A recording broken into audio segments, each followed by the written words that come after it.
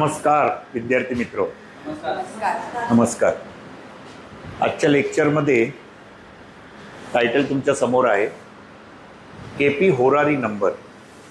आपले केपीचे वर्ग सुरू आहेत तर त्याच्यामध्ये केपी होरारी नंबर जे 1 to 249 नंबर्स येत आहेत तर ते 1 ते 249 केपी नंबर जे आहेत ते कसे आले की त्याच्यामध्ये जे आपण उपनक्षत्र स्वामी जे आपण बघतो आहोत, आपल्याकडे जे उपनक्षत्र स्वामी फार महत्त्वाचे असतात कृष्णमूर्तीमध्ये, तर त्या उपनक्षत्र स्वामींना व्याप्ती कशी मिळाली आणि केपी नंबर्स कसे आले त्याच्याबद्दल आजच्या लेक्चरमध्ये आपल्याला तो भाग जाणून घ्यायचा. लक्षात आलं की नाही? आता लक्षात घ्या, ज्यावेळेला आपण केपी होरारी नंबरबद्दल आपण चर्चा करणार आहोत त्यावेळेला सर्वात प्रथम म्हणजे बेसिकमध्ये आपण जे शिकलेलो आहे नक्षत्र, राशी आणि नक्षत्र, हा बेसिकमध्ये आपण त्याचा अभ्यास केलेला आहे. आपल्याकडे राशी आहेत 12 आणि नक्षत्र आहेत 27, बरोबर ना? आता ही जी नक्षत्र आहेत आणि त्या नक्षत्रांना स्वामी पण दिलेले आहेत आणि ते नक्षत्रांचे स्वामी म्हणजे आपले 9 ग्रह. 9 ग्रह म्हणजेच केतूपासून सुरू होणार. याचाच अर्थ राशीचक्रातली पहिली प्रारंभीची जी रास आहे ती म्हणजे मेष रास आणि शेवटची रास आहे ती मीन रास. तर त्यामध्ये जे आपले 9 ग्रह ज्यावेळेला आपण पाहणार आहोत तर त्या 9 ग्रहांना 27 नक्षत्रांमध्ये स्थान दिलेलं आहे. या ठिकाणी कृष्णमूर्तीमध्ये आपण हर्षल, नेपच्यून, प्लुटो यांचा विचार केलेला नाही. मग प्रारंभीचं जे नक्षत्र आहे ते अश्विनी नक्षत्र आणि अश्विनी नक्षत्राचा स्वामी आहे केतू. नंतर येत आहे ते भरणी नक्षत्र, त्याचा स्वामी आहे शुक्र. मग कृत्तिका नक्षत्र, त्याचा स्वामी रवी. मग पुढे येत आहे रोहिणी नक्षत्र, त्याचा स्वामी चंद्र. मृग नक्षत्र स्वामी मंगळ, आद्रा नक्षत्र स्वामी राहू, पुनर्वसू नक्षत्र स्वामी गुरु, पुष्य नक्षत्र स्वामी शनी आणि आश्लेषा नक्षत्र स्वामी बुध. म्हणजे केतूपासून बुधापर्यंत ज्यावेळेला आपण या ग्रहांचा विचार केला त्यावेळेला हे 9 ग्रह झाले आणि त्या 9 ग्रहांमध्ये 27 नक्षत्र विभागली गेली. 9 ग्रहांमध्ये ज्यावेळी 27 नक्षत्र विभागली गेली त्यावेळेला आपल्याला यावरून कळतं की प्रत्येक स्वामीला 3-3 नक्षत्र दिलेली आहे. 27 नक्षत्र 9 ग्रहांमध्ये विभागली तर प्रत्येक ग्रहाकडे 3 नक्षत्र विभागली गेलेली आहे, बरोबर की नाही? हे आपण बेसिकमध्ये सर्व शिकलेलो. तर आता लक्षात घ्या, एक नक्षत्र जे आहे, आपल्याकडे टोटल नक्षत्र किती आहेत? 27 नक्षत्र.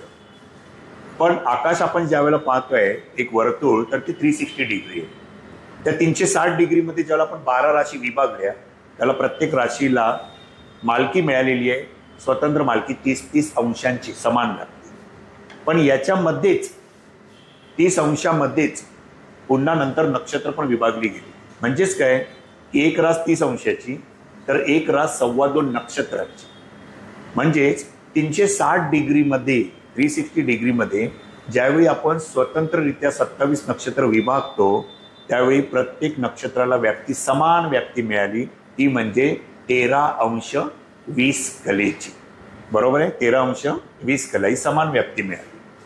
आता एका नक्षत्रामध्ये किती चरण आले? एका नक्षत्रामध्ये चरण आले 4, बरोबर आहे? एका नक्षत्रामध्ये 4 चरण आले म्हणजेच एक नक्षत्र 13°20 कलेचं म्हणजे प्रत्येक चरण झालं समान 3°20 कलेचं. 3°20 कला 3°20 कला 640 अधिक 3°20 कला 10 अधिक 3°20 कला 13°20 कला. 13°20 कलामध्ये समान 4 चरण आपण विभागले गेले, बरोबर आहे? आणि त्यावेळेला एक रास 2.25 नक्षत्रांची असं आपण म्हटलेलं आहे. म्हणजेच एका राशीमध्ये 2.25 नक्षत्र येतात. म्हणजे मेष रास उदाहरण म्हणून आपण जर पाहिली तर मेष राशीमध्ये पहिलं नक्षत्र आहे अश्विनी. अश्विनी नक्षत्राचे 4 चरण, भरणी नक्षत्राचे 4 चरण झाले 8 चरण आणि कृत्तिका नक्षत्राचा 1 चरण. म्हणजेच 9 चरणांची एक रास होती. याचाच अर्थ एका राशीमध्ये किती समान चरण येतात? 9 चरण येत आहेत आणि एक चरणाची व्याप्ती किती आहे? 3°20 कला. म्हणजे ज्या ठिकाणी 3°20 कला गुणिले 9 चरण बरोबर 30 अंश म्हणजे जे 9 चरण म्हणजे समान भाग केलेले आहेत, त्याला आपण म्हटलं होतं नवमांश असं म्हटलेलं होतं. बरोबर आहे. नवमांश राशीचा 1 नवमांश भाग, तो म्हणजे 3 अंश 20 कलेचा आलेला होता. हे आपण बेसिक पारंपरिकमध्ये सर्व शिकलो. मग आता ज्यावेळेला आपण उपनक्षत्र स्वामींचा विचार करणार आहोत केपी मध्ये, त्यावेळेला लक्षात घ्या, एक नक्षत्र 13 अंश 20 कलेचं आहे आणि त्याच्यामध्ये जसे आपले 4 चरण आले होते तसेच एका नक्षत्रामध्ये समान 9 हे 9 ग्रह पूर्ण त्याच्यामध्ये विभागले गेलेले आहेत उपनक्षत्र स्वामी म्हणून. म्हणजे 13 अंश 20 कलामध्ये हे 9 ग्रह विभागले, तर त्या 9 ग्रहांना जी व्याप्ती मिळालेली आहे काही अंश आणि कलेची किंवा कला आणि विकलांची, ती व्याप्ती समान नाहीये, तर ती व्याप्ती त्यांच्या महादशेच्या क्रमवारीनुसार आहे, क्रमानुसार आहे. म्हणजे क्रमानुसार म्हणजे महादशा किती मिळाली प्रत्येकाला, लक्षात आलं की नाही. एक प्रत्येक ग्रहाला महादशा मिळाली. आपल्याकडे महादशा सर्रास आपण विश्वोत्तरी महादशेचा आपण विचार करतो. बरोबर आहे. विश्वोत्तरी महादशा म्हणजे 120 वर्षाची महादशा म्हटलं. तर त्या 120 वर्षाच्या महादशेमध्ये ग्रहांना जी वर्ष मिळालेली आहे ती प्रत्येकाला ही वेगवेगळी मिळालेली आहे. बरोबर ना. म्हणजे केतूला मिळालेली 7 वर्ष, शुक्राला मिळालेली आहेत 20 वर्ष, रवीला मिळालेली आहे 6 वर्ष, चंद्राला 10 वर्ष, मंगळाला 7 वर्ष, राहूला 18 वर्ष, गुरुला 16 वर्ष, शनीला 19 वर्ष आणि बुधाला 17 वर्ष. म्हणजे या सर्व ग्रहांचं ज्यावेळेला विश्वोत्तरी महादशेचं आपण प्रमाण पाहिलं ते वेगवेगळ्या स्वरूपामध्ये आहे. म्हणजे प्रत्येकाला महादशा वेगवेगळी दिलेली आहे. तर जी मिळालेली आहे महादशा त्यांची सर्वांची टोटल जर मारली आपण तर ती 120 वर्ष येते. पण इथे केतूपासून बुधापर्यंत जे ग्रह आहेत 9 ग्रह, त्यांना महादशेमध्ये व्याप्ती जी मिळालेली आहे ती महादशेमध्ये व्याप्ती सगळ्यांना डिफरंट व्याप्ती समान नाही. मग उपनक्षत्र स्वामी सुद्धा एका नक्षत्रामध्ये विभागले गेले, त्यांची व्याप्ती सुद्धा त्यांच्या महादशेच्या वर्षानुसार त्यांना प्राप्त झालेली आहे. लक्षात आलं. मग एकाच नक्षत्रामध्ये हे आपल्याला उपनक्षत्र स्वामी हे त्यांच्या महादशेनुसार त्यांची व्याप्ती आपल्याला पाहायला मिळणार आहे. आणि तेच उपनक्षत्र स्वामी एका नक्षत्रामध्ये 9 उपनक्षत्र स्वामी येणार. म्हणजेच आपल्याकडे जे केपी नंबर आपण म्हणतोय की आपल्याला केपी होरारी नंबर ज्यावेळेला आपण विचार करतोय तर ते कृष्णमूर्तीनुसार होरारी नंबर जे आहेत ज्याचा वापर आपण प्रश्न कुंडलीसाठी सुद्धा वापरणार. कळलं की नाही. याचा वापर आपण प्रश्न कुंडलीसाठी सुद्धा वापरणार आहोत. ज्यावेळेला एखादा जातक प्रश्न विचारतो तुम्हाला, त्यावेळी कदाचित आपण ती त्याच्या कुंडलीनुसार त्याच्या स्वतःच्या कुंडलीनुसार तो प्रश्न न सोडवता आपण त्याच्याकडून त्यावेळेला एखादा नंबर घेतो आणि त्याला आपण सांगतो की 1 to 249 मधला तू कुठलाही नंबर दे, तुझा लकी नंबरच असं नाही. मग किंवा तुम्ही त्यावेळेला असं पण करू शकता, एका मटक्यामध्ये तुम्ही 1 to 249 नंबर बिल्ली भरून ठेवा आणि त्याला सांगा याच्यातला कुठला एक नंबर उचलून मला दे. तो जो नंबर येईल तो त्यावेळेचा नैसर्गिकरित्या मिळालेला तो नंबर असणार प्रश्न कुंडलीला आणि त्या नंबरची कुंडली आपल्याला इथे मांडावी लागते 1 to 249 पैकी. आणि त्यावेळेची ज्या 1 to 249 नंबरमध्ये त्याच्या नंबरनुसार जे त्यावेळेला लग्न असेल अंश आणि कलेवर ते लग्न तुम्हाला इथे मांडावं लागतं. आणि त्या अनुषंगाने नंतर ती कुंडली बनवून त्या अनुषंगाने त्याच्या प्रश्नाचं उत्तर दिलं जातं. म्हणजे आपण ह्याचे नंबर्स प्रश्न कुंडलीसाठी आपण त्याचा वापर नक्की करणार. तर आता महत्त्वाचा प्रश्न आहे की हे जे 1 to 249 नंबर आलेले आहेत हे कसे पाहायचे असतं, याची निर्मिती कशी केली कृष्णमूर्तींनी. कळलं की नाही. आजच्या लेक्चरमध्ये आपल्याला तेवढाच भाग शिकून घ्यायचा आहे 1 to 249 नंबर कसे आहे. बरोबर आहे. तर आता पुन्हा एकदा आपण मुळापासून पुन्हा पुढे जाऊ म्हणजे तुम्हाला कळेल. आता लक्षात घ्या 1 to 249 नंबर कसे निघाले. आपल्याकडे नक्षत्र किती आहेत 27. बरोबर आहे. आणि 27 नक्षत्र जे आहेत आणि 27 नक्षत्र आणि 9 ग्रह किती आहेत आपल्याकडे 9 ग्रह. बरोबर आहे. मग लक्षात घ्या 27 नक्षत्र जे आहेत, नक्षत्र टोटल किती आहेत 27 नक्षत्र. बरोबर आहे. आपल्याकडे टोटल ग्रह किती आहेत या ठिकाणी ते आहेत 9. बरोबर आहे. 27 नक्षत्र 27 नक्षत्रात गुणिले 9 ग्रह हे टोटल किती येत आहे 243. बरोबर आहे. 27 नक्षत्र गुणिले 9 ग्रह, बरोबर आहे. टोटल किती आलेले आहेत? 27 नक्षत्र गुणिले 9 ग्रह, बरोबर आहे. हे टोटल नंबर झाले 240. आता आपल्याकडे नंबर किती आहेत? 249 नंबर्स आहेत टोटल. आता तुम्ही म्हणाल 249 नंबर आहेत, इथं 243 झाले, मग 6 नंबर कुठे राहिले? तर 6 नंबर याच्यामध्ये जे केतूपासून बुधापर्यंत जे ग्रह आहेत त्याच्यापैकी लक्षात घ्या, एक तर इथे नंबर मिळालेले आहेत, ते म्हणजे राहूला 3 वाढीव नंबर मिळालेले आहेत आणि चंद्राला 3 वाढीव नंबर मिळालेले. राहूला नंबर 3 जास्ती मिळाले आणि चंद्राला 3 जास्ती नंबर मिळाले. म्हणजे टोटल नंबर किती आले? 249 केपी नंबर आले, बरोबर आहे. कळलं तुम्हाला 249 हे कसे आलेले? आता इथे 249 नंबर मिळाले. आता 249 नंबर जे आपल्याला इथे मिळालेले आहेत, बरोबर आहे, 249 नंबर जे आपल्याला मिळालेले आहेत, तर 249 नंबरची जी व्याप्ती निघालेली आहे तर ती त्यांच्या महादशेच्या भागानुसार मिळालेली आहे. लक्षात आलं? आता ती कशी निघाली याचा आपण विचार करू. कारण प्रत्येकाला केतूला वेगळी आहे, शुक्राला वेगळी आहे, राहूला वेगळी आहे, गुरुला वेगळी आहे. मग त्याचं प्रमाण कसं निघालं, ते कसं निघालं त्याचा आपण विचार करू, बरोबर आहे. आता सांगा मित्रांनो, एक नक्षत्र जे आहे, एका नक्षत्र 13° कलेचं आहे, बरोबर आहे. एक नक्षत्र किती आहे? एक नक्षत्र बरोबर 13° कला, बरोबर आहे. एक नक्षत्र बरोबर 13° कला. एका नक्षत्रामध्येच 9 पुन्हा नंतर ग्रह विभागले जाणार, उपनक्षत्र स्वामी म्हणून, बरोबर आहे. 9 ग्रह विभागले जाणार आहेत. आता एक नक्षत्र बरोबर 13° कला. आता 13° कलेचे आपल्याला कलेमध्ये रूपांतर करायचं आहे. कळलं? 13° कलेचं आपल्याला कलेमध्ये रूपांतर करायचं. 13° कलेमध्ये करायचं आहे म्हणजे 1° म्हणजे 60 कला. 1° म्हणजे 60 कला. मग 13° म्हणजे किती कला? तर 780 कला, बरोबर आहे. आता तुमच्याकडे या 20 कला बॅलन्स आहेत, त्या 20 कला आपण इथे ऍड करूया, बरोबर आहे. म्हणजे झाले किती? या ठिकाणी 800 कला, बरोबर आहे. झाल्या किती? 800 कला. कळलं? 800 कला कसे आल्या त्या? राईट. आता ह्या ज्या कला आहेत याचं रूपांतर आपल्याला कलेमध्ये करायचं, बरोबर आहे. आपल्याकडे कसं आहे, अंश कला आणि कला, बरोबर आहे. ग्रह आपण कसा मोजतो? कुठल्या डिग्रीवर आहे, किती अंशवर आहे, किती कलेवर आहे, किती कलेवर आहे. आणि आपल्याकडे इथे फॅक्टर आहे 60चा.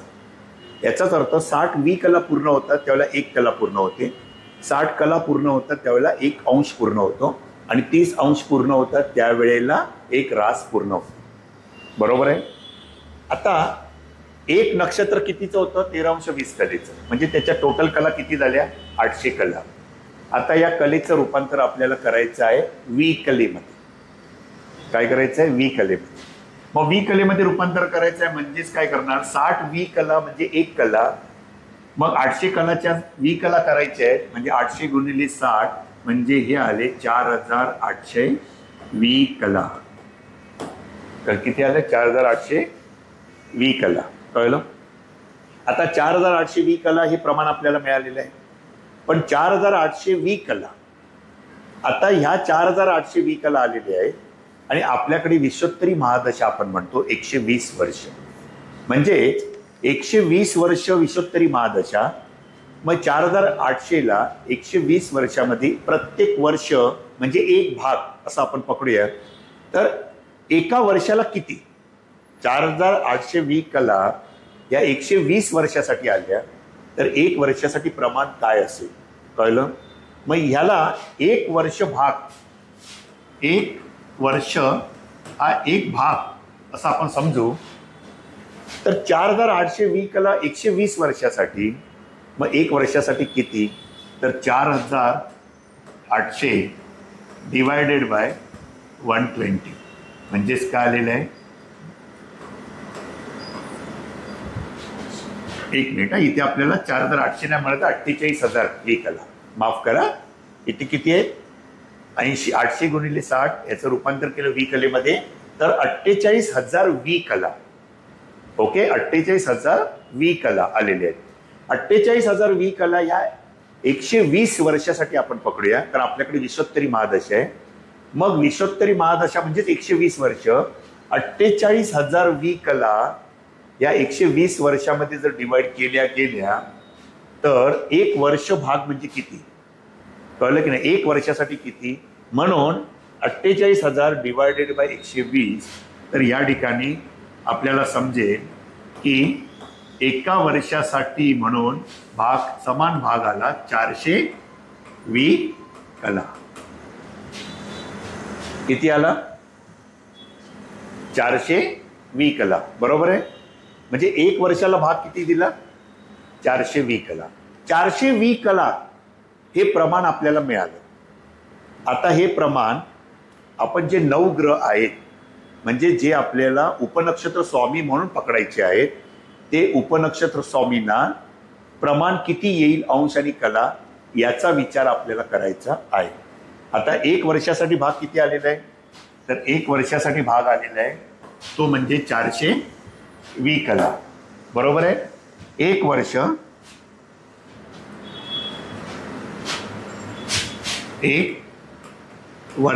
बरोबर 400 वी कला. ओके. आता हे प्रमाण आपल्याला 9 उपग्रहांमध्ये द्यायचं. मग त्याची व्याप्ती सारखीच येणार आहे का? नाही. तर त्याची व्याप्ती त्याच्या विश्वोत्तरी महादशेच्या प्रमाणामध्ये. बरोबर आहे. मग आपण आता प्रत्येक ग्रहाचं उपनक्षत्रांची व्याप्ती आपण काढू. लक्षात आलं?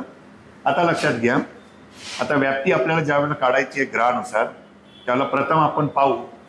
प्रथम ग्रह आपल्याला पकडायचा आहे तो म्हणजे केतू.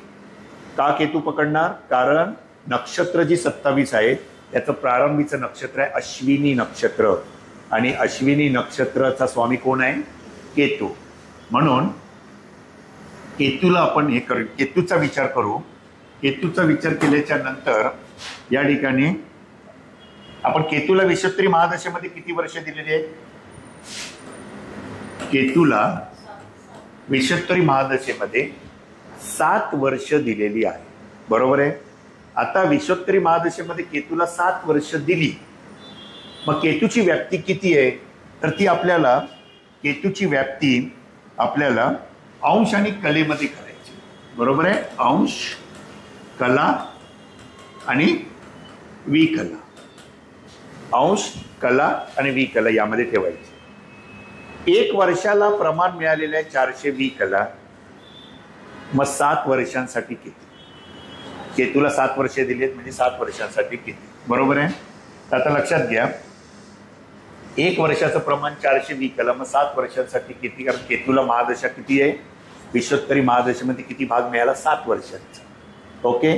मग 400 बाजूला करतो, इथे 400 वी कला गुणिले 7 वर्ष करा. 400 वी कला गुणिले 7 वर्ष. बरोबर आहे. याचं उत्तर किती आलेलं आहे आपल्याला? 2800 वी कला. 2800 वी कला. पण 2800 वी कला आपण म्हणणार का? तर नाही. आपलं कॅल्क्युलेशन कसं आहे? अंश, कला, वी कला. मग वी कलाच्या कला करण्यासाठी आपल्याला त्याला 60 ने डिवाइड करावं लागेल. बरोबर आहे. मग 2800ला तुम्ही 60 ने डिवाइड करा त्याच्या कला करण्यासाठी. मग 60 चोक 240. पुन्हा 60 66 जा 360. बरोबर आहे. आता ह्या ज्या वरती आहेत त्या कला आणि ह्या वी कला. लक्षात आलं? ज्या वरती आहेत त्या कला आणि बाकी राहिली, बॅलन्स राहिली त्या वी कला. म्हणजे केतूला उपनक्षत्र स्वामी म्हणून व्याप्ती किती प्राप्त होते? त्याचं कॅल्क्युलेशन किती आहे? 46 कला आणि 40 वी कला. केतूला काय मिळाले? 46 कला आणि 40 वी कला. ओके. बरोबर आहे. आता याच पद्धतीने आपल्याला पुढच्या ग्रहाचं कॅल्क्युलेशन करून घ्यायचं आहे. लक्षात आलं? आता याच्या पुढचा जो ग्रह आहे तो आहे शुक्र. बरोबर आहे. पुढचा ग्रह कुठला आहे? केतूच्या नंतर येतो विषुत्तरी महादशेत शुक्र. बरोबर आहे. आता 1 वर्षाला 420 कला हे प्रमाण आहे. मग शुक्राकडे महादशा किती वर्ष आली आहे? 20 वर्ष. याचाच अर्थ या ठिकाणी 20 वर्ष गुणिले 420 कला, याचं उत्तर आलेलं आहे 8020 कला. बरोबर आहे. उत्तर किती आलं? 8020 कला. 8020 कला होणार का? नाही. याचं प्रमाण आपल्याला अंश कला वी कलेमध्ये काढायचं आहे. म्हणजेच याला आपण डिवाइड करायचं आहे 8000ला 60. लक्षात आलं? 61 जा 60, 63 जा 180, 63 जा 180. बॅलन्स राहिल्या या वी कला. आणि वरती किती आहे? 133 कला. 133 कला होतात का कधी? नाही. कारण 60 कला पूर्ण होतात त्यावेळेला 1 अंश पूर्ण होतो. याचाच अर्थ 133 कला म्हणजे 60 × 120 म्हणजे 2 अंश मिळाले आपल्याला. मग या ठिकाणी आपल्याला प्राप्त झालेले 2 अंश. आता 133 मधून 120 गेले, कारण 120 कला गेल्या ना, 2 अंश पूर्ण केले म्हणजे बॅलन्स राहिल्या 13 कला. मग 2 अंश 13 कला आणि 20 कला. बरोबर आहे. राईट. म्हणजे ही आपल्याला इथे शुक्राची व्याप्ती मिळाली. 2 अंश 13 कला 20 कला. आता यापुढे आपण पाहू शुक्राच्या नंतर कोण येतोय महादशेमध्ये? केतू. शुक्र झाला मग येतो विषुत्तरी महादशेत क्रमवारीनुसार रवी. हे 9 ग्रह म्हणजे 9 उपनक्षत्र स्वामी होणार आहे. लक्षात घ्या. ते एकाच नक्षत्रात विभागले जाणार आहेत त्यांच्या महादशेच्या क्रमानुसार, व्याप्तीनुसार. बरोबर आहे. आता रवी हा जो ग्रह आहे, रवीला विषुत्तरी महादशेत किती वर्ष प्राप्त झाली? 6 वर्ष. मग रवीला 6 वर्ष झाली म्हणजेच 1 वर्षाचं प्रमाण आहे 400, म्हणजे 6 वर्ष गुणिले 420 कला. राईट. 24 म्हणजे 2400 किती झाल्या? 20 कला झाल्या. पण आपण 20 कला म्हणणार का कधी? नाही. याचं रूपांतर आपल्याला कलेमध्ये करायचं म्हणजे डिवायडेड बाय 60. बरोबर आहे. म्हणजेच या ठिकाणी 64 जा 240. बरोबर आहे. 0 आणि हा 0 म्हणजे इथे बॅलन्स 0 20 कला राहिल्या. पण वरती राहिलेल्या काय आहे? कला. मग रवीला व्याप्ती किती मिळाली? फक्त 40 कला. रवीला व्याप्ती आहे फक्त 40 कला. राईट. बरोबर आहे. बरोबर आहे. रवीला 40 कला प्राप्त झालेली आहे. आता या अनुषंगाने आपण चंद्राकडे जाऊ. बरोबर आहे. चंद्राला विषुत्तरी महादशेत किती दिले? 10 वर्ष. याचाच अर्थ वर्षाला 400 म्हणजे 10 गुणिले 400 4000 आली. या 20 कला. बरोबर आहे. आता 4020 कलेला आपण पुन्हा कलेमध्ये रूपांतर करणार म्हणजे डिवायडेड बाय 60. 66 जा 360, 66 जा 360, राहिले 40. बरोबर आहे. या 40 काय आहे? 20 कला. आणि 66 काय आहे? कला. 66 कला होतात का मित्रांनो? कधीच नाही. मग काय होणार आहे? 1 अंश. 60 कला म्हणजे 1 अंश. म्हणजे चंद्राला काय प्राप्त झालेले आहे? 1 अंश. 66 मधून 60 मायनस केले. का केले? कारण 1 अंश मिळाला. मग बॅलन्स राहिले 6 म्हणजे 1 अंश 6 कला आणि 40 20 कला. ही चंद्राला उपनक्षत्र स्वामी म्हणून व्याप्ती या ठिकाणी प्राप्त झालेली. लक्षात आलं. आता चंद्राच्या नंतर कोण आहे? मंगळ. मंगळाला विषुत्तरी महादशेत किती दिले? 7 वर्ष. आता आपण सेम कॅल्क्युलेशन केतूचं काढलेलं होतं. केतूला पण 7 वर्ष. मग केतूला किती व्याप्ती मिळाली? 46 कला 40 कला. याचाच अर्थ मंगळाला सुद्धा प्राप्त होणार आहे. या ठिकाणी मंगळाला सुद्धा प्राप्त होते 46 कला आणि 40 वी कला, 46 कला 40 वी कला, राईट. मंगळाच्या नंतर येणार राहू. राहूला किती आहेत विषुत्तरी महादशेत? 18 वर्ष. याचा 1 वर्षाला 400 म्हणजे 18 वर्षाला किती? 18 चौक 72. आता आपण ह्या झाल्या वी कला, याचं कलेत रूपांतर करायचं आहे म्हणजे डिवायडेड बाय 60. बरोबर आहे. 61 जा 60, 62 जा 120. बरोबर आहे. आणि 60 0 जा 0. ओके. म्हणजेच या ठिकाणी 120 कला. पण 120 कला होतात का कधी? 60 कला होतात त्याला 1 अंश होतो. म्हणजेच 120 म्हणजे 2 अंश. 120 कला म्हणजे 2 अंश. म्हणजे राहूला व्याप्ती किती मिळाली? 2 अंश, 0 कला आणि 0 वी कला. बरोबर आहे. म्हणजे ही मिळाली राहूला व्याप्ती मिळाली. आता राहूच्या पुढे कोण आहे नंतर? पुन्हा गुरु. गुरुला विषुत्तरी महादशेत किती मिळाले? 16 वर्ष मिळालेली आहे.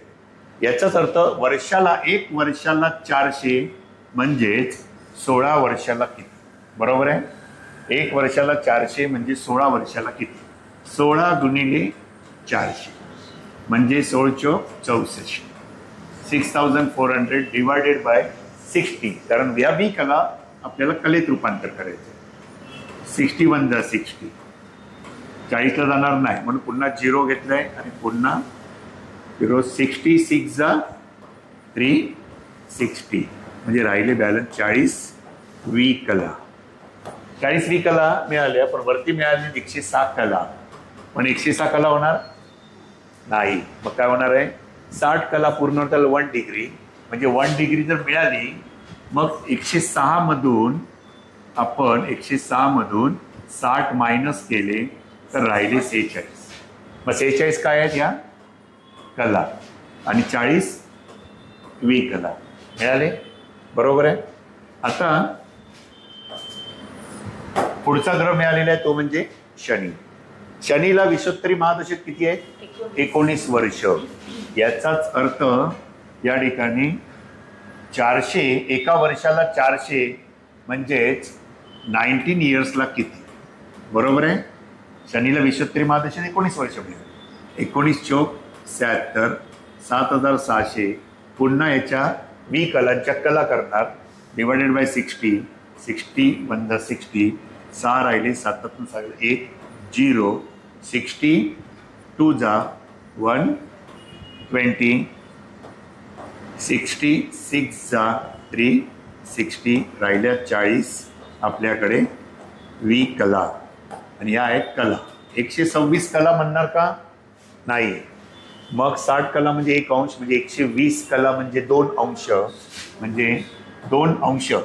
126 मधून 120 गेले, बॅलन्स राहिले 6 म्हणजे 6 कला आणि 40 वी कला. बरोबर आहे. राईट. आता बॅलन्स राहिला बुध. बुधाला विषुत्तरी महादशेत किती आहे? 17 वर्ष दिलेली आहेत. म्हणजे लक्षात घ्या. आता 1 वर्षाला 400 म्हणजे 17 वर्षाला किती? बरोबर आहे. 17 चौक 68. या वी कला कलेमध्ये रूपांतर करणार म्हणजे डिवायडेड बाय 60. 61 जा 60, 61 जा 60, 63 जा 180 राहिल्या 20 वी कला. बरोबर आहे. आता वरती किती आल्यात? 113 कला. पण 113 कला होणार नाही. मग 60 कला म्हणजे 1 अंश म्हणजे 1 अंश मिळाला. पण 113 मधून आपण 60 मायनस केले तर आपल्याकडे राहिल्या 53 कला. म्हणजे 53 कला प्लस 20 वी कला. बरोबर आहे. हे आपल्याला कॅल्क्युलेशन मिळालं. आता बघा, हे आहेत उपनक्षत्र स्वामी. केतू, शुक्र, रवी, चंद्र, मंगळ, राहू, गुरु, शनी, बुध. हा जो सिक्वेन्स आहे हा त्यांच्या आपल्या विषुत्तरी महादशीप्रमाणेच आहे. बरोबर आहे. मग एका नक्षत्राची व्याप्ती होती 13 अंश 20 कला. त्या 13° कलामध्ये हे सर्व उपनक्षत्र स्वामी विभागले जाणार. लक्षात आलं का विभागले जाणार 13° कलामध्ये? आता बघा, त्याची सर्वांची टोटल तुम्ही मारला तर शेवटी येणार 13° कला. ओके, म्हणजे एक नक्षत्राची व्याप्ती आणि त्या एका नक्षत्रामध्ये जे सर्व 9 उपग्रह विभागले जाणार आहे. आता आपण याची पूर्ण टोटल करू. आता वी कलेपासून सुरुवात करू, कारण 60 वी कला म्हणजे एक कला आणि 60 कला म्हणजे 1 अंश. बरोबर आहे. आता इथून आपण सुरुवात करू. 4 ने 2 6 ने 4 10 ने 4 14 ने 4 18 ने 20 ने 4 24. बरोबर आहे. म्हणजे काय झाले 240 वी कला. किती मिळाल्या? 240 वी कला. पण 240 वी कला म्हणणार नाही. मग 60 कला वी कला म्हणजे 1 कला. मग 240 म्हणजे 4 कला. बरोबर आहे. म्हणजे इथे मिळाले आपल्याला, इथे आपल्याला मिळालेले आहे 0 0. बरोबर आहे. इथे आपल्याला काय मिळालेलं आहे? 0 0. आता इथे आपल्याकडे किती वाढले? 4 कला वाढलेले आहेत. बरोबर आहे. 4 कला म्हणजे 240 वी कला मिळाले, ते 4 कला इथे वाढले, इथे राहिलं बॅलन्स 0. पुढे याची टोटल मारा. 6 ने 3 9 ने 6 15 ने 6 21 ने 6 27 ने 3 30 ने 6 36 ने 4 40. 4 आले. 5 4 9 ने 4 13 ने 4 17 ने 4 21 ने 22 ने 4 26. बरोबर आहे. हे आले 260. किती येत आहेत? 260 या कला. पण 260 कला म्हणणार का कधी? याचं रूपांतर आपण कशात करणार? अंश मध्ये करणार. 60 कला म्हणजे 1 डिग्री. मग 260 आपण काय केलं? 60 ने डिवाइड केलं. 64 जा 240 म्हणजे राहिल्या किती? 20 कला. बरोबर आहे. आणि आपल्याला किती डिग्री मिळाल्या? 4. या वरच्या आहेत ते अंश, कारण इथं रूपांतर केलं ना आपण. मग 4 अंश. मग या ठिकाणी अंश मध्ये 4 वाढल्या. ओके. मग बॅलन्स किती आहे? 20 कला. बरोबर आहे. आता अंश मोजा. 2 ने 1 3 ने 4 2 6 ने 1 7 8 9 ने 4 13. मग काय मिळाले आपल्याला? 13 अंश 20 कला मिळाली व्याप्ती एका नक्षत्राची. याचाच अर्थ आपलं कॅल्क्युलेशन बरोबर आहे. म्हणजेच आता तुम्ही पहा की एक नक्षत्र 13° कलेचं, त्याच्यामध्ये 9 आपले पूर्ण उपनक्षत्र स्वामी येणार, ते त्यांच्या महादशेच्या क्रमानुसार. म्हणून केतूला व्याप्ती मिळाली 46 कला 40 वी कला. शुक्राला व्याप्ती मिळाली 2 अंश 13 कला 20 वी कला. रवीला व्याप्ती मिळाली 40 कला. चंद्राला व्याप्ती मिळाली 1 अंश 6 कला 40 वी कला. मंगळाला व्याप्ती मिळाली 46 कला 40 वी कला. राहूकडे 2 अंश 0 कला 0 वी कला. गुरुकडे 1 अंश 46 कला 40 वी कला. शनीला प्राप्त झालेले आहे 2 अंश 6 कला 40 वी कला. आणि बुधाला 1 अंश 53 कला 20 वी कला. टोटल मिळून 13 अंश 20 कला. बरोबर आहे. याचाच अर्थ हे जे 9 उपनक्षत्र स्वामी गुणिले 27 नक्षत्र, 27 गुणिले 9 243 अधिक आपल्याकडे चंद्र आणि राहूकडे वाढीव 3 मिळालेले आहेत.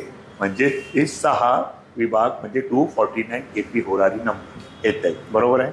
आता ही जी व्याप्ती मित्रांनो, इथे आपल्याला जी प्राप्त झालेली व्याप्ती आहे, याचा जर आपण या ठिकाणी आता केपी नंबर्स मध्ये जर विचार केला, 1 to 249 जे नंबर येणार आहेत आता पुढे, त्याच्या चार्टचा जर आपण विचार केला, त्याच्यामध्ये हे प्रमाण आपण पुढे वाढवत जायचंय.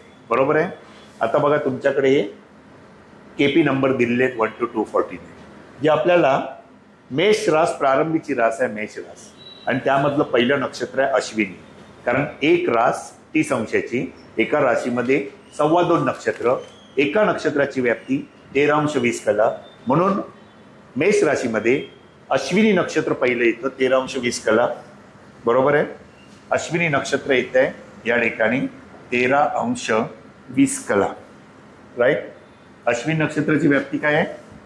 13 अंश 20 कला, जी आपल्याला इथे पाहायला मिळते. एक मिनिट पहा.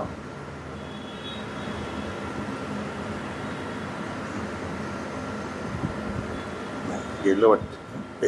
ओके, ठीक आहे. एका नक्षत्राची व्याप्ती 13 अंश 20 कला. मग याप्रमाणे ती व्याप्ती पूर्ण सगळ्या याच्यामध्ये ऍड करत करत करत करत आपण गेलो. म्हणजे पहिल्यांदा काय होतं, उपनक्षत्र स्वामी त्याच प्रमाणे ते चालणार. म्हणजे पहिलं नक्षत्र केतूचं, अश्विन नक्षत्र. मग अश्विन नक्षत्र केतूचं म्हणजे जशी महादशेमध्ये अंतर्दशा केतूमध्ये केतूची येणार, तसंच केतूमध्ये केतूचीच अंतर्दशा पुन्हा सुरू होते. बरोबर आहे. मग नंतर कोण येणार? केतूमध्ये केतूच्या नंतर शुक्र, मग रवी, चंद्र, मंगळ, राहू, गुरु, शनी, बुध. मग पुढे चालू होणार भरणी नक्षत्र, मग येणार कृत्तिका नक्षत्र. मग त्याच्यानंतर इथे पुन्हा पुढे वृषभ राशी. वृषभ राशीमध्ये आपण पाहतोय तर या ठिकाणी पुन्हा पहिलं कृत्तिका नक्षत्र, मग रोहिणी नक्षत्र आणि मग मृग नक्षत्र. मग या ठिकाणी सर्व नंबर्स आपल्याला दिसत जाणार, केपी नंबर्स. कळलं की नाही? म्हणजे 12 राशी आणि 249 नंबर्स येणार. मग त्याच्यामध्ये 27 नक्षत्र सर्व आली.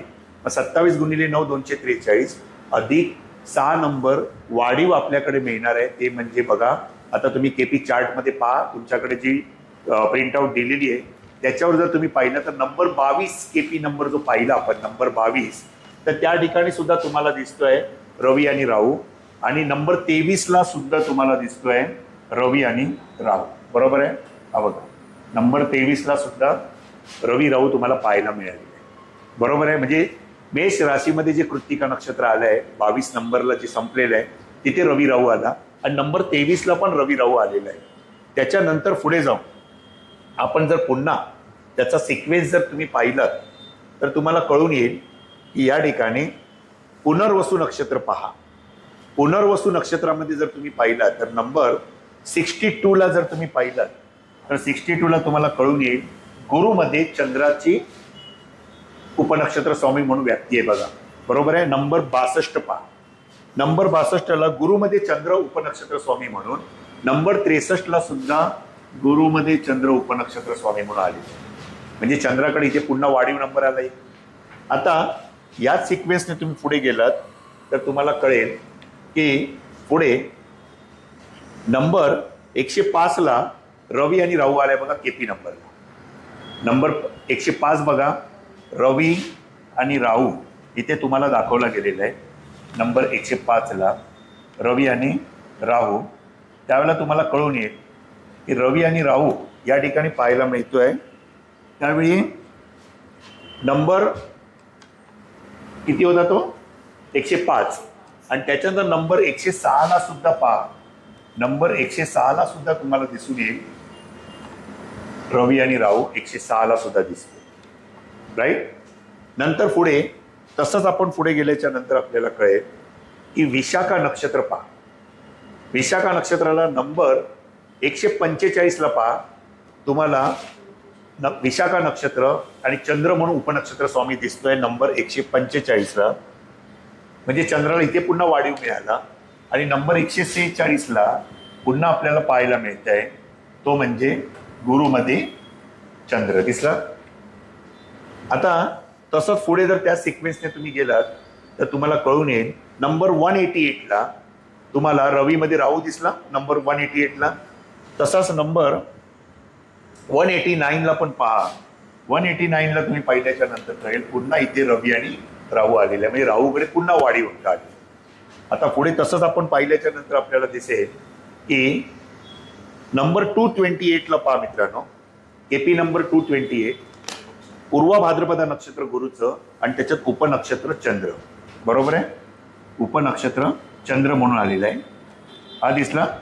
नंबर 229ला पण पहा. 229ला गुरुमध्ये चंद्र दिसला. चंद्राकडे पुन्हा वाढीव झाला नंबर. म्हणजे हा जो सिक्वेन्स आहे हा सिक्वेन्स तुम्हाला दिसतोय की राहू आणि चंद्राकडे नंबर 3 वाढीव आली. म्हणजेच 243 + 6 = 249 हे केपी नंबर्स आपल्याला पाहायला मिळाले. आणि म्हणून ज्यावेळी एखादा जातक प्रश्न विचारत असतो त्यावेळी आपण त्या जातकाला कृष्णमूर्ती पद्धतीनुसार एक प्रश्नाचं उत्तर देण्यासाठी त्याच्याकडे एक नंबर मागतो. तो नंबर मागतो 1 to 249 म्हणून. मग समजा त्याने एक्झाम्पल म्हणून त्याने उद्या एक उदाहरण म्हणून जर त्याने एक नंबर दिला तुम्हाला, नंबर 114, समजा त्याने नंबर दिलेला आहे 114. बरोबर आहे. नंबर 114 जर तुम्हाला दिला तर 114ला पहा बरं कुठलं लग्न आरंभ होईल. त्यावेळेला तुम्हाला दिसेल कन्या रास आलेली आहे. कन्या रास आहे आणि कन्या राशीमध्ये नंबर 114ला या ठिकाणी कन्या लग्न म्हणून येईल. जर त्याने नंबर 114 दिला तर त्याच्या प्रश्नकुंडलीचं लग्न म्हणून काय येईल? कन्या लग्न. आणि ते कन्या लग्न नक्षत्र स्वामी चंद्र असेल आणि त्याचा उपनक्षत्र स्वामी राहू असेल. लक्षात आलं? आणि ह्या अनुषंगाने आपण त्याचं केपी लग्न कुंडली आपण तिथे या ठिकाणी मांडू त्या नंबरनुसार आणि त्याच्यानंतर आपण त्याला त्याच्या प्रश्नाचं उत्तर देऊ शकतो त्याच्या केपी नंबरनुसार. आणि त्याचा जो काही प्रश्न असेल, एक प्रश्न किंवा 2 प्रश्न, त्या अनुषंगाने तुम्ही केपी प्रश्न कुंडली मांडून त्याचं उत्तर देऊ शकता. पण नंबर जो देईल त्या नंबरला जी रास दाखवली आहे, जे नक्षत्र आणि जे उपनक्षत्र, ते लग्न म्हणून त्या ठिकाणी विराजमान असणार त्या डिग्रीवर. लक्षात आलं? म्हणजे लग्न असेल त्यावेळेला 11 अंश 53 कला आणि 20 मी कलेवर ते लग्न आरंभ असेल. आणि त्यावेळेची प्रश्नकुंडली मांडून तुम्ही जातकाला त्याच्या प्रश्नाचं समाधानकारक उत्तर सकारात्मक किंवा नकारात्मक जे काय असेल ते तुम्ही देऊ शकता. बरोबर आहे? आता हे जे शिकवलं आहे याच्याबद्दल तुम्हाला काही अडचण आहे का?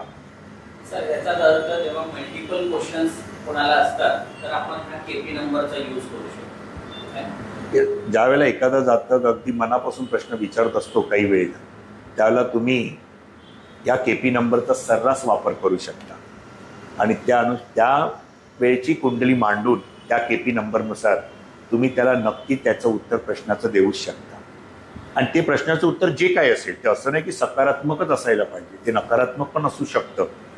आणि ते उत्तर नक्कीच त्यावेळेच्या परिस्थितीनुसार ते सत्यच असतं असं म्हणायला सुद्धा हरकत नाही. फक्त तुमची स्वीकारण्याची तयारी पाहिजे.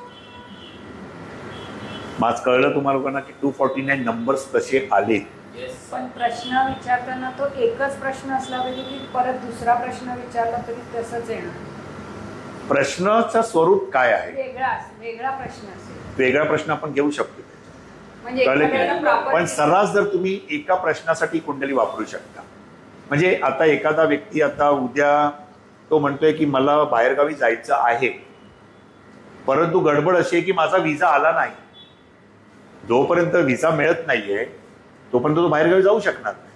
मग त्याला ही धास्ती लागली आहे की माझी डेट जवळ आली आणि व्हिसाची प्रोसेस अजून पूर्ण झालेली नाहीये आणि मी फ्लाईटचं तिकीट तर काढून ठेवलेलं आहे आणि व्हिसा मला नाही मिळाला तर माझी अडचण निर्माण होईल.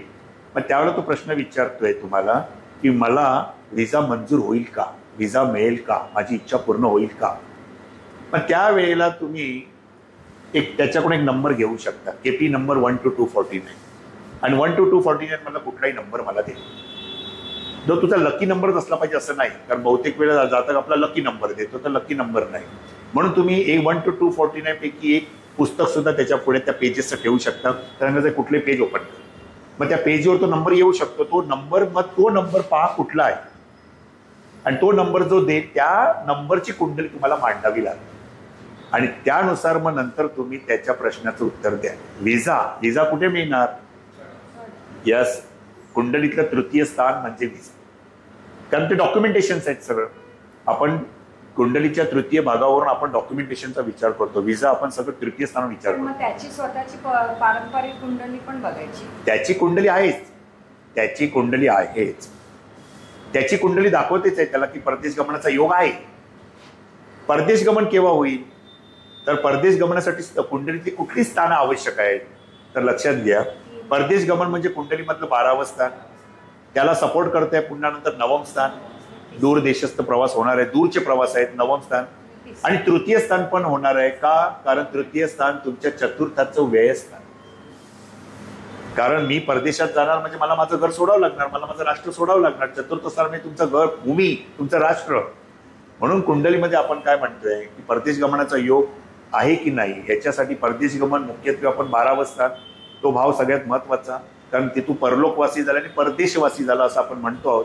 मग 12व्या स्थानाचा उपनक्षत्र स्वामी हा जर का कुंडलीमध्ये 3, 9, 12 यापैकी स्थानाचा जास्तीत जास्त कार्यश होत असेल किंवा यापैकी स्थानाचा कार्यश होत असेल तर तो व्यक्ती परदेशी जातो तर केव्हा जातो तर त्या महादशेत आणि त्या अंतर्दशेत. एखादी महादशा असेल लॉंग टर्मसाठी, परंतु कोर्टला येणारा अंतर्दशा स्वामी जो आहे जो 3-9-12चा जास्तीत जास्त कार्यश होतोय तर त्या अंतर्दशेमध्ये तुम्ही जात असता. मग अंतर्दशा पण 2-2.5 वर्षासाठी आहे, 1.5 वर्षासाठी असेल, बरोबर की नाही? मग त्याच्यामध्ये केव्हा जाणार? मग त्याच्यामध्ये पुन्हा आपण प्रत्यंतर अंतर्दशा जी आहे, प्रति अंतर्दशा, त्याचा विचार करू. म्हणजे विदशा स्वामीचा जो त्या अंतर्दशेमध्ये येणारा विदशा स्वामी 3-9-12 जास्तीत जास्त स्थानं दाखवतोय त्याचा आपण विचार नक्की करणार, बरोबर आहे? म्हणजे तो एक इव्हेंट काढणार की ह्या महादशेत, ह्या अंतर्दशेत, ह्या विदशेत ही व्यक्ती बाहेरगावी जाऊ शकते. आता बाहेरगावी जाण्यासाठी तर तयारी झालेली आहे, त्यांनी सगळं उत्सुक पण झालेलं आहे, परंतु विजाची प्रोसिजर अजून झालेली नाहीये. मग त्यावेळेला तो साशंक झालाय की आता काही दिवसच राहिले आहेत, मला विजा मिळेल का? याच्यासाठी तो विचारतो, विजासाठी अडकून राहिलंय काम, पण काम झालेलं नाहीये, तर काम किती दिवसात होईल हा त्याचा प्रश्न आला. किती दिवसात होईल, मला विजा मिळेल का? मग त्यावेळेला तुम्ही बघता इथे कंडिशन तर आहे, पण आपण त्याच्याकडून एक केपी नंबर घेतला, त्या केपी नंबरची कुंडली मांडणार आणि त्या कुंडलीमध्ये आपण त्यावेळेला विजासाठी प्रश्न महत्वाचा आहे, विजा मिळणार का? जाणार तर आहेत, पण विजा मिळेल तर तो जाईल ना. मग विजा केव्हा मिळेल, कधी मिळेल आणि विजा मिळणार का? तर त्याच्यासाठी आपण त्या कुंडलीचा, प्रश्न कुंडलीचा केपी नंबरनुसार जो नंबर घेणार, त्या नंबरनुसार आपण ती कुंडली मांडणार आणि त्या नंबरचं लग्न त्या कुंडलीचं असणार. त्यावेळेचं जे लग्न उदित असेल तेच लग्न त्यावेळेला नसणार, ते लग्न कुंडलीच्या 12 भावापैकी कुठल्या तरी भावात असणार, परंतु ही जे लग्न येणार ते केपी नंबरनुसार येणार लग्न. कळलं? म्हणजे जर 114 नंबर दिला तर 114 नंबरला इथे कन्या रास आहे ना, वरती काय आपली कन्या, आणि कन्या राशीमध्ये हा विभाग हस्त नक्षत्र, हस्त नक्षत्रामध्ये 114 नंबर आहे. हस्त नक्षत्र म्हणून नक्षत्र स्वामी चंद्र आणि मग उपनक्षत्र स्वामी आहे त्याचा राहू, म्हणजे 11°53 कलावर लग्न आहे. या कन्या लग्नाची कुंडली तुम्ही मांडणार आणि मग त्या कुंडलीचा कृष्णमूर्ती पद्धतीनुसार विजा आपण जे बघणार तृतीय स्थानावरून, म्हणजे थर्ड कस्पल सबलॉर्ड बघणार. तृतीय स्थानाचा उपनक्षत्र स्वामी कोण आहे त्या कुंडलीचा, आणि तो जर उपनक्षत्र स्वामी जो ग्रह असेल तो 3-9-12चा कार्यश होतो आहे का, आणि किंवा तृतीय स्थानाचा उपनक्षत्र स्वामी त्या कुंडलीत लाभस्थानाचा कार्यश होतोय, लाभस्थानाचा कार्यश होतोय. लाभ म्हणजे इच्छापूर्ती, अपेक्षापूर्ती. मग तृतीय स्थानाचा उपनक्षत्र स्वामी पारंपरिक प्रमाणे नाही, त्याच कुंडलीमध्ये, याच प्रश्न कुंडलीमध्येच पाहायचं आहे. तृतीय स्थानाचा सबलॉर्ड, कस्पल सबलॉर्ड उपनक्षत्र स्वामी जर लाभस्थानाचा पण कार्यश होत असेल तर त्याची इच्छापूर्ती नक्की होणार आहे, विजा मिळणार आहे. हे उत्तर मिळालं. आता मिळणार तर केव्हा मिळणार, किती दिवसात मिळेल? मग त्यावेळेला त्या कुंडलीनुसार असणारे LSRD, या LSRD आपण बाजूला मांडायचे आणि मग LSRD मध्ये जे ग्रह येतील, तर महत्वाचा ग्रह जो 100% असेल, 75% असेल, 50% असेल आणि 25% LSRD मध्ये असेल, तर ते जे ग्रह येतील त्या ग्रहांना कुठल्या राशी आहेत आणि साधारण आता चंद्र जो ग्रह आहे तो कुठल्या राशीमध्ये एंटर होईल आणि त्या राशीमध्ये त्या नक्षत्रातून ज्या दिवशी भ्रमण करेल त्या दिवशी याचा विजा मंजूर होईल. हे तुम्ही जातकाला निश्चित काढून देऊ शकाल की या येत्या आठवड्यात, येत्या काही 15 दिवसामध्ये, कालावधी 15 दिवसाचा असेल किंवा 10 दिवसाचा पण असेल, या कालावधीमध्ये चंद्रग्रह अमुक अमुक राशीमधून अमुक अमुक नक्षत्रातून प्रवेश करेल, त्यावेळेला ती घटना घडेल. आणि त्यातला उपनक्षत्र स्वामी पण साखळी बनवू शकता की चंद्र ह्या नक्षत्रात आणि ह्या उपनक्षत्रात जाईल, त्या दिवशी ह्या वेळेलाही कार्य होऊ शकेल. इतक्या नजदीक पण तुम्ही जाऊ शकता, पण तो सरावाने आणि अभ्यासाने. लक्षात आलं? आणि त्याच्यासाठी आपल्याला केपी नंबर अत्यंत महत्वाचे असतात. केपी होरारी नंबर, त्याचे जे आपण अभ्यास करतो हे सगळ्यात महत्वाचे आहे. लक्षात घ्या. प्रश्न कुंडलीवरून जातकाच्या महत्वाच्या प्रश्नाचं उत्तर तुम्ही नक्की देऊ शकता, पण त्याच्यासाठी हे केपी नंबर्स कसे निर्माण झाले, उपनक्षत्र स्वामींना कशी व्याप्ती मिळाली, त्यांच्या दशेनुसार कशी मिळाली, याचा अभ्यास होणं गरजेचं आहे. आणि त्यांची व्याप्ती त्यांच्या विषुत्तरी दशेच्या प्रमाणात किती अंश किती कला मिळाली याचा अभ्यास तुम्ही आजच्या लेक्चरमध्ये केलेला आहे. समजलं असेल आता व्याप्ती कुठल्या ग्रहाला किती मिळाली. ठीक आहे. आता असाच अभ्यास आपण पुन्हा पुढे कंटिन्यू करू पुढच्या लेक्चरमध्ये. तोपर्यंत आजच्या लेक्चरचा सराव करत राहा. तोपर्यंत सर्वांना नमस्कार.